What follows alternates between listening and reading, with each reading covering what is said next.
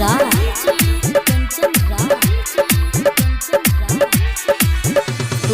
मिल वही हमारा लवरी गे तो बेच दे बैठा रे कटरेगे।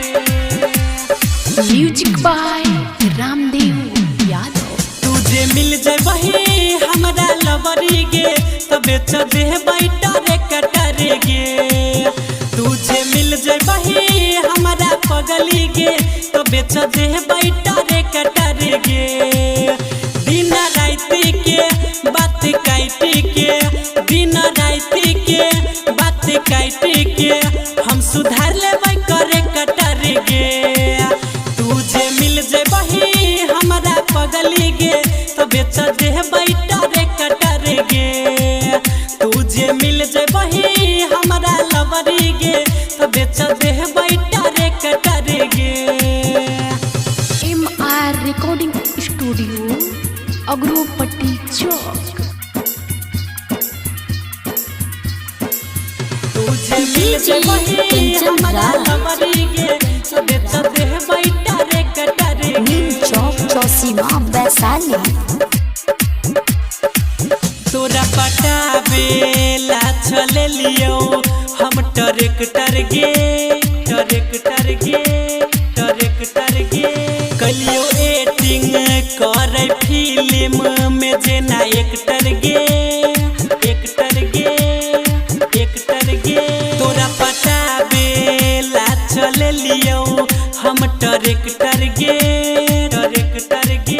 कलियो एक्टिंग करे फिल्म में जेना एक्टर गे।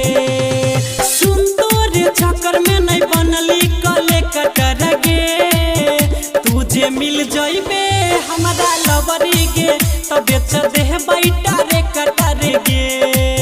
तुझे मिल जाइबे हमारा पगली गे तो बेच दे बैठा रे कटर गे।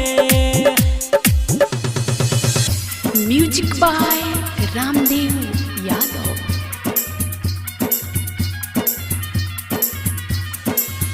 तुझे मिल जाए वही हमारा लवरी गे तो बेच दे बैठा रे कटरेगे। चौक चौसीमा वैशाली।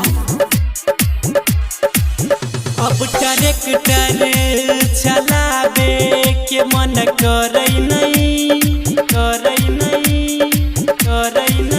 निकला गई नहीं जेने ना तोरा से लड़ई नहीं। अब ट्रैक्टर चलावे के मन करे नहीं निकला गई नहीं जेने ना तोरा से लड़ई नहीं। यादव रामदेव कहो झार नहीं ना लेकर चढ़ गे। तुझे मिल जाए वही हमारा पगली गे तो बेच दे बैठा रे कटरेगे। तुझे मिल जाइबे हमारा लवरी गे तो बेच दे बैठा रे कटरेगे।